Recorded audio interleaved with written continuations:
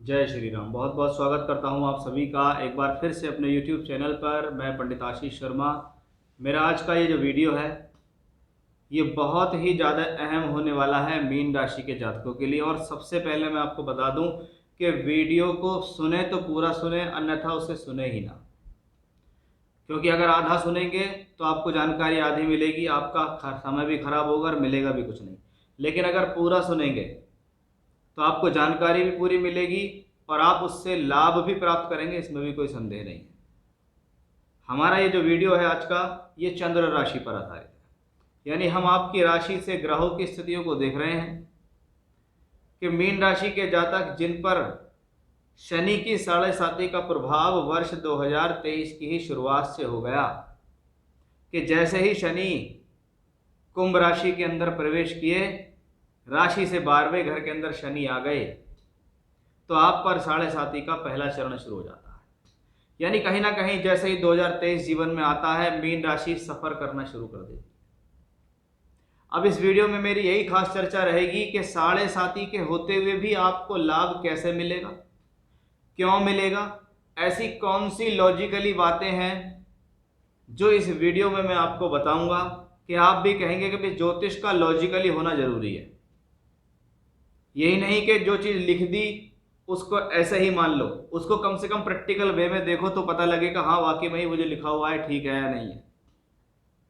उसी चीज को मैं आज आपको इस वीडियो में बताने वाला हूं कि 7.5 अगर चलती है तो देखो वो ग्रह तो चलेगा ही और वो रिजल्ट भी देगा अपना, चाहे पॉजिटिव हो चाहे नेगेटिव। लेकिन उसके चलते हुए भी आपके जीवन में अगर आपको कुछ मिलना शुरू हो जाए, कुछ खुशी की लहर दौड़नी शुरू हो जाए, तो इससे अच्छा आपके लिए क्या है कि चलिए कोई बात नहीं है, 7.5 चलती है लेकिन कुछ अच्छा हो रहा है। इसी जानकारी को मैं इस वीडियो में बताऊंगा, इसलिए वीडियो के अंत तक आप जरूर बनी रहिए।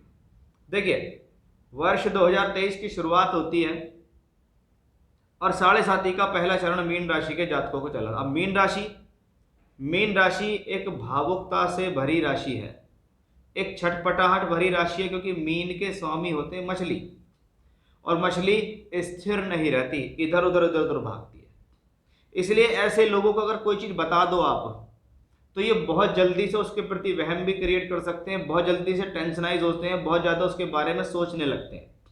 ऐसा मैंने बहुत देखा है मीन राशि के जातकों को कि वो जीवन में बहुत आसानी से ठहराव में, उनको कोई चीज आप बता दो, चाहे घर परिवार से संबंधित, स्वास्थ्य से संबंधित, परिवार से संबंधित, नौकरी व्यापार से संबंधित या शिक्षा से संबंधित, उनको कोई चीज एक बार पता लग जाए तो वो तो बात वो कह के चला जाएगा, लेकिन उनके दिमाग में वो बात चलती रहेगी। यानी बहुत जल्दी से किसी निर्णय पर जाते नहीं है और बहुत जल्दी से टेंशनाइज हो जाते हैं, किसी भी चीज को अपने ऊपर बहुत जल्दी से एक्सेप्ट कर लेते हैं, बहुत जल्दी से भावुकता में बह जाते हैं। अब आपकी राशि से 12वें घर में शनि आया, आप इसको थोड़ी देर के लिए भूलो कि ये आपको दीर्घ कल्याणी चल रही है, दीर्घ कल्याणी यानी 7.5 चल रही है या पहला चरण चल रहा है। शास्त्र कहता है चंद्रमा हमारे मन का प्रतीक है, हमारे मन का प्रतीक। राशि से 12वें घर के अंदर पहुंच देखा तो शनि बैठ गया जहां पर मैं सो जाता हूं, क्योंकि चंद्रमा से 12वां हमारे सोने की जगह है, और सोने की जगह का मतलब है कि भाई वहां पर हमें शांति चाहिए।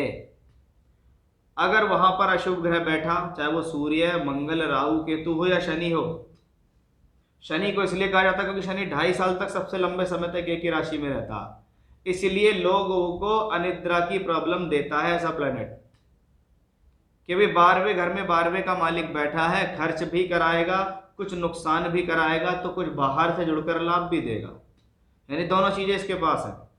लेकिन अनिद्रा से संबंधित स्थिति, नींद का प्रॉपर ना आना, किसी भी बात को जल्दी से चिंता में डालना भी आपकी 7.5 की वजह से है। अब ये शनि 12वें से बैठकर तीसरी दृष्टि से धन भाव को देखते हैं। कहां से बैठकर? 12वें से। 12वां क्या है? खर्च, नुकसान, कि मैं बैठा ऐसे स्थान में हूं तो मेरे पास उस स्थान के गुण तो आएंगे, और वो गुण 12वें के। और शनि की तीसरी दृष्टि टेढ़ी दृष्टि है।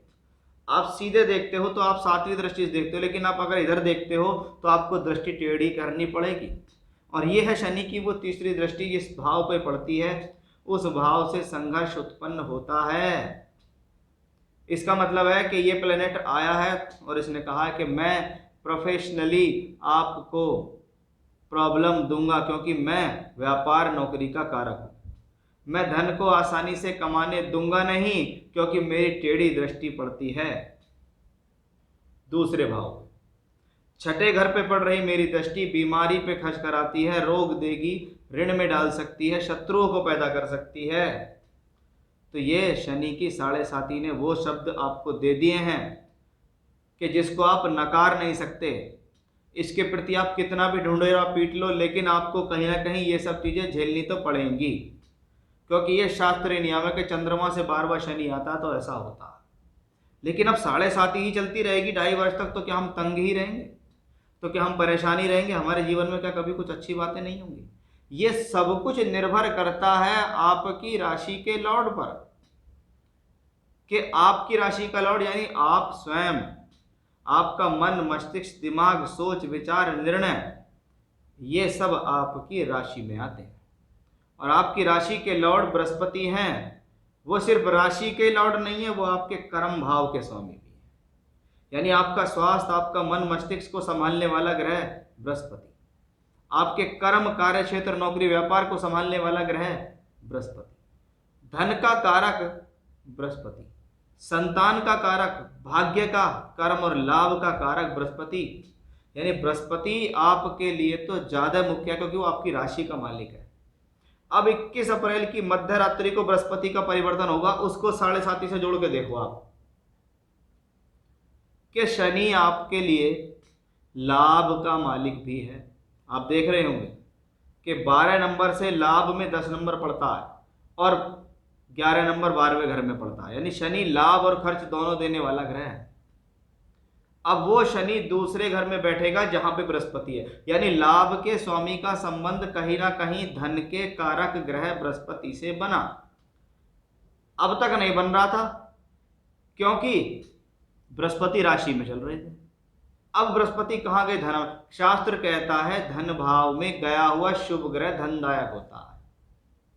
अब वो बृहस्पति वहां दूसरे घर में गया, अब उसको शनि देता। तो यहां क्या हो रहे हैं? जो फल पहले कुछ नहीं मिल रहे थे, अब वो फल मिक्स होके मिलना शुरू होंगे। मैं इसको ये नहीं कहूंगा कि 100% रिजल्ट मिलना शुरू हो जाएगा, मिक्स होके फल मिलेगा। मिक्स क्यों?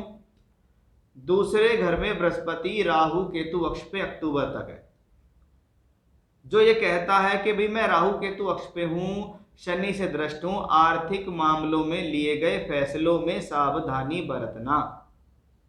पैसे को इस तरीके से मत खर्च कर देना कि आपको बाद में प्रॉब्लम हो। किसी को ऐसे मत दे देना कि बाद में लौट के ना आए, चाहे वो घर परिवार का संबंधित व्यक्ति क्यों ना, क्योंकि दूसरा घर कुटुंब का है। बहुत बार लोग जिम्मेदारी निभाने के लिए बढ़ चढ़ के आगे तो आ जाते हैं, लेकिन बाद में उन्हें पैसे से संबंधित तकलीफ होती जरूर है।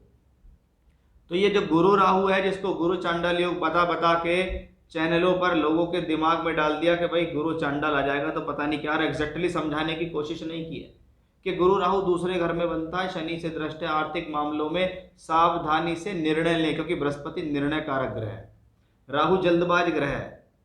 राहु बृहस्पति पे ग्रहण लगाएगा, यानी वो आपके पैसे को नुकसान पहुंचाएगा, और शनि की तीसरी दृष्टि भी वहां है, तो अक्टूबर तक तो कम से कम इतना ध्यान रखना है। अब ये 11वें का मालिक भी है शनि, और वो शनि दूसरी भाव पर दृष्टि देता है धन के कारक गुरु को। इसका मतलब ये मिला जुला फल है। ये ग्रह जहां खर्च भी देता है, तो ये ग्रह वहां धन की स्थितियों को भी बढ़ाता है। यानी पहले के मुकाबले साढ़े साती चलते हुए आपके पास अपॉर्चुनिटियां ज्यादा आएंगी।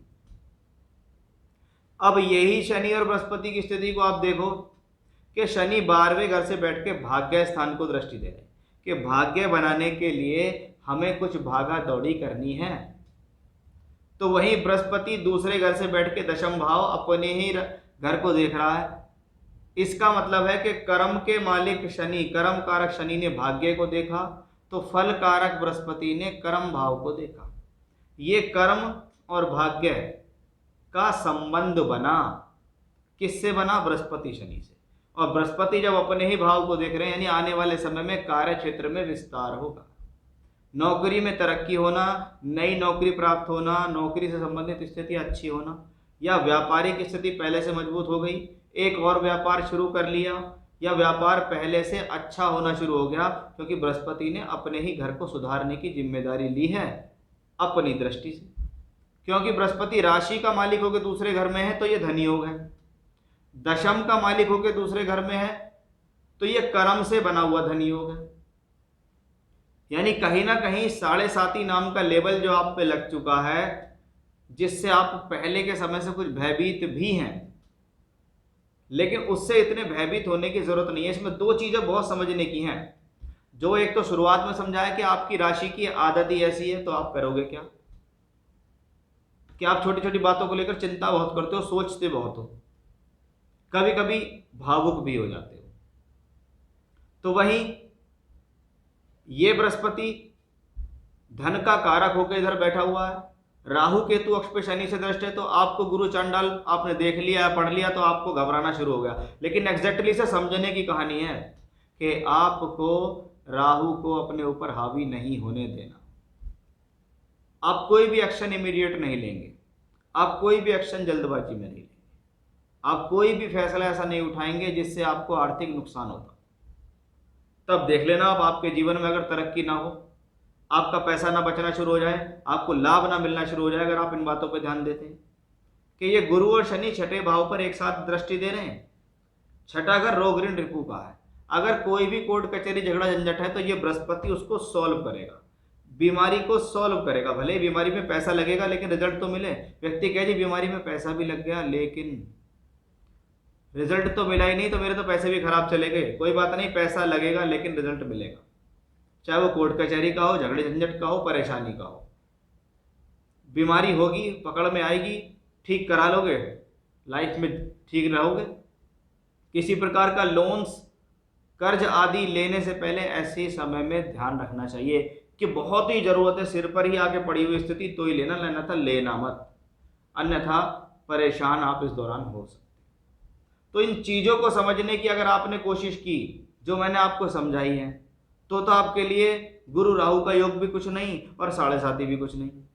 और चीज़ों को समझे नहीं तो 7.5 अपने आप में बहुत भयंकर रूप ले लेगी, और गुरु राहु का चांडाल योग तो पता नहीं आपके साथ क्या कर दे।